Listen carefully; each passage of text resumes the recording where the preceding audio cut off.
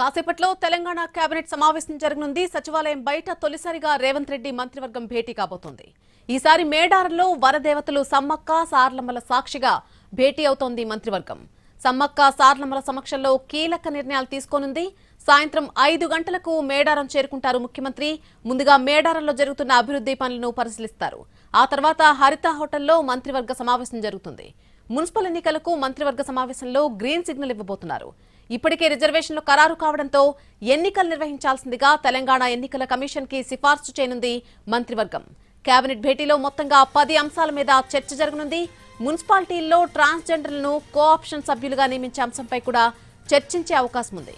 మొత్తానికి సచివాలయంలో జరగాల్సిన తెలంగాణ కేబినెట్ సమావేశం తొలిసారిగా వనదేవతల సమక్షంలో జరుగుతోంది.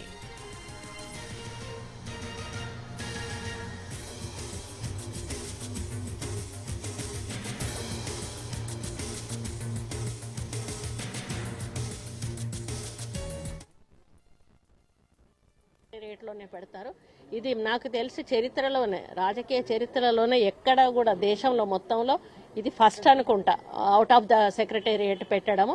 ఇది అమ్మవారి సన్నిధిలో పెడుతున్నారు కాబట్టి ఒక మంచి ఆలోచనతోటి మంచి నిర్ణయాలు ఏవైనా తీసుకోవడానికి పెట్టుంటారేమో అని నేను అనుకుంటా. అనేది ప్రజల కోసం పనిచేస్తుంది. ప్రజల ఆశయాలను మనం అర్థం చేసుకొని వాళ్ళ అలవాట్లను కానీ వాళ్ళ ఆశయాలను కానీ వాళ్ళ అభివృద్ధిని కానీ వాటిని మనం గ్రహించి వాళ్లకు సహకరిస్తూ ముందుకు పోవడమే ప్రభుత్వం యొక్క పని. ఈ రోజు వరకు కూడా గిరిజన బిడ్డల సంస్కృతి సాంప్రదాయాలను మనం ఎవరం కూడా ఇంతగా ఇన్వాల్వ్ అవ్వలేదు. రేట్లోనే పెడతారు. ఇది నాకు తెలిసి చరిత్రలోనే, రాజకీయ చరిత్రలోనే ఎక్కడ కూడా దేశంలో మొత్తంలో ఇది ఫస్ట్ అనుకుంటా అవుట్ ఆఫ్ ద సెక్రటేరియట్ పెట్టడము. ఇది అమ్మవారి సన్నిధిలో పెడుతున్నారు కాబట్టి ఒక మంచి ఆలోచనతోటి మంచి నిర్ణయాలు ఏవైనా తీసుకోవడానికి పెట్టుంటారేమో అని నేను అనుకుంటా. అనేది ప్రజల కోసం పనిచేస్తుంది. ప్రజల ఆశయాలను మనం అర్థం చేసుకొని వాళ్ళ అలవాట్లను కానీ వాళ్ళ ఆశయాలను కానీ వాళ్ళ అభివృద్ధిని కానీ వాటిని మనం గ్రహించి వాళ్లకు సహకరిస్తూ ముందుకు పోవడమే ప్రభుత్వం యొక్క పని.